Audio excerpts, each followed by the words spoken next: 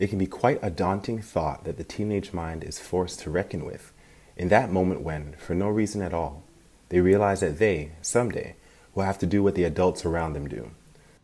They will one day have to work long hours, even when they are tired, engage in tasks that they truly don't want to, pay bills all of the time, deal with difficult relationships that require them to take a stand, take care of the sick and most vulnerable, speak to large groups of people and compartmentalize their emotions and their time so that they can be there for the ones they love.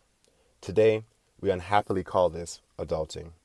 However, for racialized individuals, adulting often takes on a radically different meaning. Due to the social, political, economic, and educational marginalization of racialized groups, the belief that one can successfully deal with the demands of adulting is a privilege, demanding that many things go right in their lives if they are ever to obtain it. One obstacle manifests itself in the extent to which one is able to transcend the psychological boundaries of imposter syndrome. This annoying psychological ailment emanates from the overwhelming length of time within which racialized individuals have had to see themselves not represented in meaningful areas of social, political, economic, and educational life within our society. The fear of not measuring up is a fear derived from comparing oneself to a measuring stick that has been anything but objective.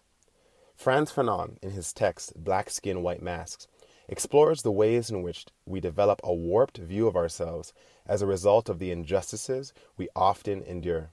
He writes quite compellingly that for most onlookers, the black man is a phobogenic object, provoking anxiety. Phobogenesis is a process by which we endow an external entity with our own fantasies, fears, and anxieties, and then falsely believe that they, and not we, are responsible for the emotional disturbances we experience. The problem here is that the racialized individual, regardless of how they may be racialized, often internalizes the prejudiced feelings and thoughts they are exposed to, and, unfortunately, end up viewing themselves as a phobogenic object, from which there is no escape. Our only recourse, however, aside from transforming our culture and making it more equitable and inclusive, is to, like Nelson Mandela, recognize that courage is not the absence of fear, but the triumph over it.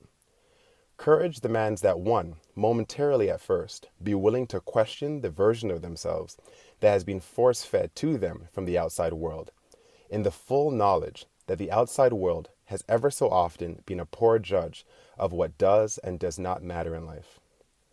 Our true triumph comes through the process by which we recapture who we are by courageously letting go of the false narratives we have been told about ourselves.